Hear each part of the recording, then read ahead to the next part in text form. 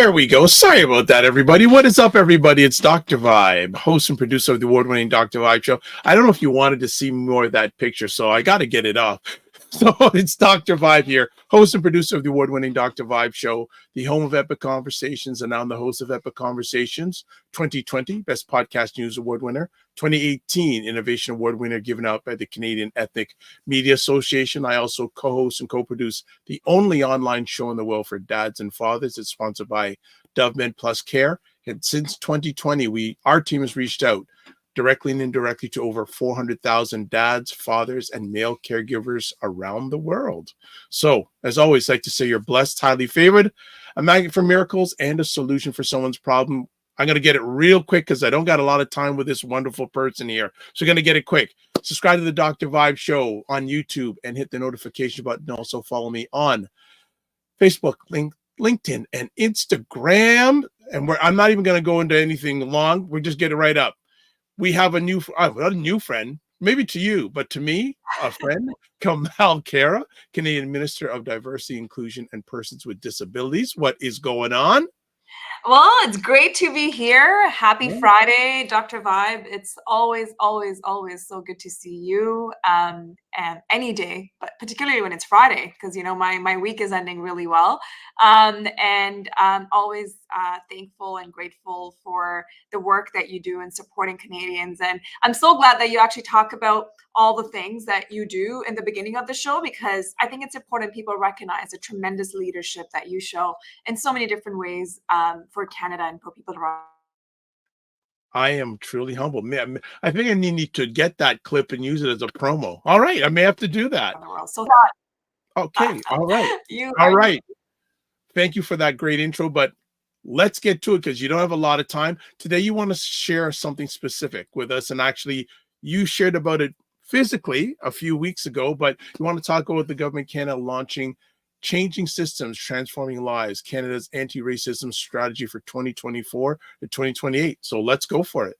Absolutely. And Dr. Vibe, you were actually present, when we launched Canada's Anti-Racism Strategy 2.0. I think you and I have certainly talked about what it means as a diversity. I mean, we're a diverse nation. Diversity is at the heart of what it means to be Canadian. Yesterday we were celebrating the Multiculturalism Day. And every time I talk about that day, I think about that is who we are. That is fundamentally what Canada is all about. But we also know racism and its devastating impact are lived realities for far too many Canadians. And that's why we're building on the work that we have been doing over the past numbers of years. And we launched Canada's new anti-racism strategy. So this new strategy represents $110 million commitment from the Government of Canada that is to, first and foremost, to enhance a whole of government approach. We're the first government to say, look, racism is real. Systemic racism exists in our institutions, and we as Canadians and leaders have a role to fighting that discrimination internally first and foremost, but at the same time do this work alongside communities. So this $110.4 million commitment is to covers 70 different federal initiatives internally. So, you're talking about from health systems to housing, to immigration, to employment, to labor, within our foreign affairs, really looking into a whole of government approach of all the biases and inequities that exist and how that impacts people, Canadians on the ground. But at the same time, this also means the $70 million that's going directly into communities, that is going to make sure that, grassroots is where it's at. I'm a big believer of, if you really want to have an impact, it starts on the ground and it needs to build from ground up. And that's how this strategy has really come around, working with community members right across this country with different stakeholders. So the $70 million that is going to directly into, Canadian to Canadians, people that are working on anti-racism initiatives, people that are bringing people together, people that are celebrating our diversity and what it means to be, a Canada. And I'm so proud to be able to do this work alongside such incredible groups, such incredible support from so many organizations, but particularly Black organizations that we really consulted with from ground up. So I'm super excited that we put this work forward because, I always think people think, oh my God, racism, you put this and racism is going to disappear. It's not. Like, racism is an everyday fact of people's lived experiences and people's realities every single day. And it is so important that we constantly be deliberate about fighting racism and discrimination in all its form. That is a commitment that I have, and working alongside you and so many amazing people right across this country, we get to do this work together. Fantastic. Glad you gave me a chance to bring up some conversation pieces with the remaining amount of short time that we have. I asked you this during the press conference after, and I also want to ask you this now. What about efforts to get businesses and other levels of government involved in this initiative? Yeah. And it's so important because as a federal government, you can only do so much. You can only, bring forward legislation, and you can certainly play a leadership role in saying that this is where Canada's national strategy is. But this work also needs to be working alongside, and, and you and I have chatted about this, the constant, particularly racism, systemic racism, anti-Black racism that exists in different levels of governments, exist in our, school boards, where we perhaps in our institutions, in our education system, right? And we perhaps don't have direct links of the federal government to that, but it is the cultivation of working alongside communities. So I actually, once a year have a chance to be able to get together with every single provincial minister in this country to be able to talk about these issues. There are some provinces that are better than others, as you know, that are leading this work. And there's some, quite honestly, they have to do a lot more work. But I think unless we challenge people, unless we actually move forward, you can't make progress. One of the other things I want to talk about is you talked about businesses, and that is such an important piece because corporate Canada, the private sector needs to be part of the solution, and that's why we put in through our employment strategy the 50 challenge as well, to make sure that there's diversity on boards. That's something that we have been very deliberate about, and saying that, people forget, when you include people in your institutions, Canada actually win.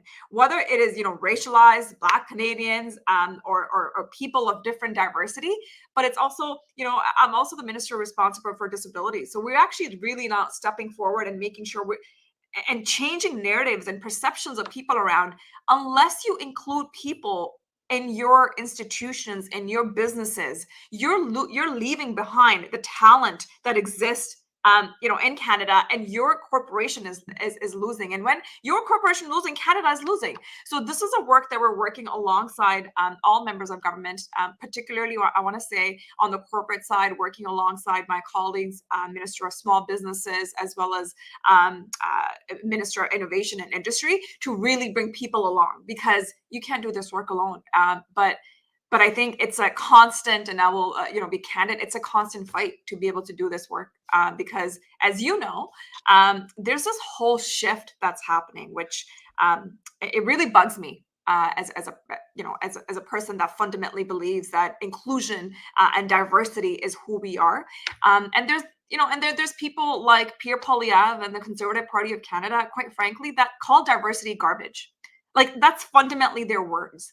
Where you see people like leaders like him, like Pierre Poilievre, that are meeting with, far right extremist groups like Diagalong and Alex Jones, like people that fundamentally said, the Sandy Jones incident didn't happen. Like, these are the type of people that they're meeting with, where we are here working with communities to say we're going to do everything that we can, double down on the work that's happening, because it's so important. It's constant work. And I will tell you, working alongside some incredible organizations on the ground, alongside you, Dr. Vibe, like, we gotta have these conversations. We gotta continue to make sure we're moving the dial forward on this, and to make sure the progress that we're making.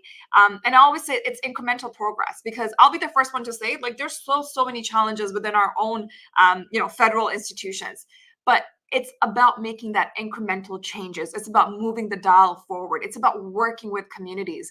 And there are people on the other side that fundamentally want to take us really backwards. And I just don't want to let that happen. Okay, I know our time is fleeing fast. I hopefully can get two more conversation pieces in. I don't know which one to lead with first. Okay. Can you share with us, either from your personal or professional journey, a story that makes you passionate about making sure that we do what we need to eradicating anti-racism? Oh my God, this is wow. I think we've all been through, as racialized Canadians, I will say particularly. I think we've all have had many experiences uh, in our own personal journeys. And, I will share with you when I got elected in 2015, I was, as you know, I was the youngest member of parliament. I was only 26 years old. I was a young female and a woman of color. And, when you walked into places like the House of Commons, there were people that never looked like me. And, I walked alongside the walls of all the past MPs and politicians and ministers. There are people that didn't look like me. And I will tell you, for the number of times that even within, even after I became a minister, the number of times people took me as being a staffer for another white male colleague. Those microaggressions that you all feel. Like I'll be walking through, the security gate, and I'm walking with a bunch of my colleagues, and they'll say, "Oh, are you with him?" And I'll say, "No, I'm not with him. We are in it together. Like I'm not his staffer." I'll share an experience with you. I often share with young people because a lot of times, when young people think, "Oh my God, we don't know if we belong at this table." I was at a committee earlier on. This is, to credit to some of the clerks that have never seen people like me sit at these big tables with alongside other politicians. I sat on a table where we were talking about, I can't remember what we were studying at a committee meeting, and the clerk of the committee, he came to me and said, "Oh, I'm so sorry, but I'm not sure if you know, but like the staffers sit in the back there." And I said, "Well, I'm not a staffer. I'm a member of parliament, and I was a parliamentary secretary at the time." So it's about, it's about biases, and there are some honest mistakes that people may not have, right? Like it's these biases that I think we constantly need to talk about. But I always say, own the spaces that you're in. And I fundamentally believe that in our experiences, we've done a lot even within our own institutions. Like those, the stories that I've showcased, there's a lot more people actually. If you look at within my caucus, like that actually they're very like we have a very diverse caucus in the Liberal Party of Canada. People that look, like you and I, when you walk through the chamber. So we're changing the way people look at people who are representing Canada. And once that happened, there is a shift. Fundamentally, I'll tell you, when the Prime Minister made a very deliberate decision to make sure that there's gender parity in a cabinet. That never happened before. We have 50 women and 50 men in cabinet.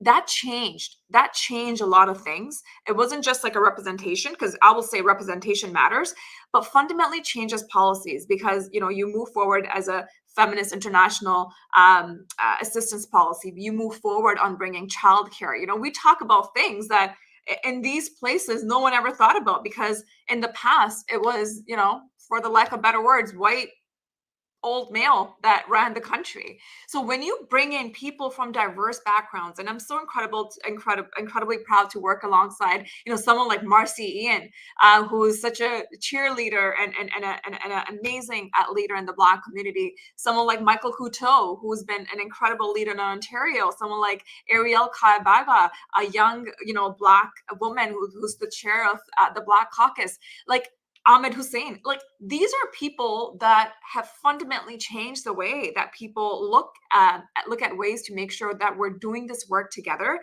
When you see it, be it. And my message is to the young people and people, particularly of racialized Canadians, like this is work for you.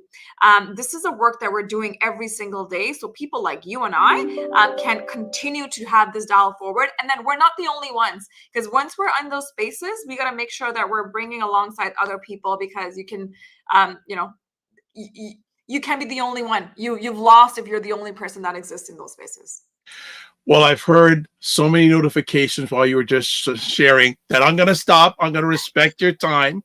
I want to say thank you, as always, for taking the time to share with us. Again, there's a link on the screen if you want to read the press release, and it's also on all the platforms that people are watching live or on the replay.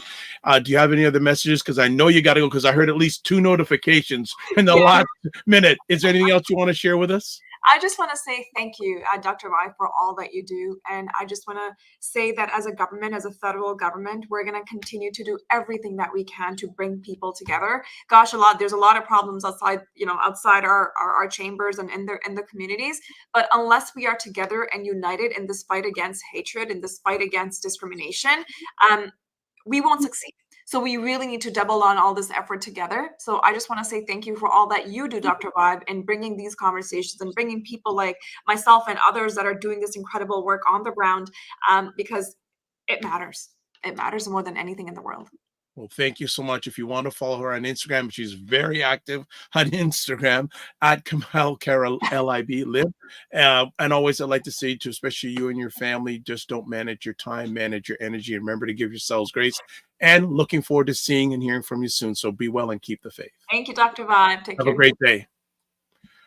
And there's Kamal Khera. She has just left because you heard the notifications. So she's got a lot on her plate. So I want to say thank you so much for her taking the time.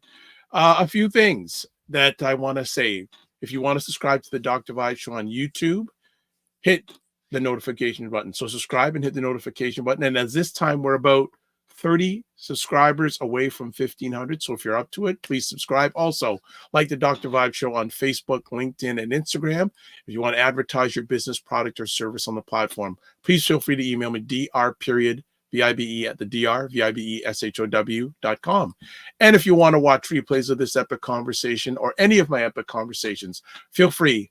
Dr. Vibe on YouTube, Facebook, and LinkedIn, and my website, thedrbeshow.com.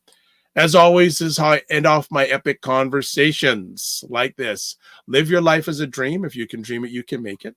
Sometimes you have to get smaller to get stronger. Block assumptions, then aim bigger, aim better, aim higher, aim wider. Love, faith, and respect. And don't just manage your time, manage your energy. And remember to give yourself grace. God bless, peace be well, keep the faith, and walk good.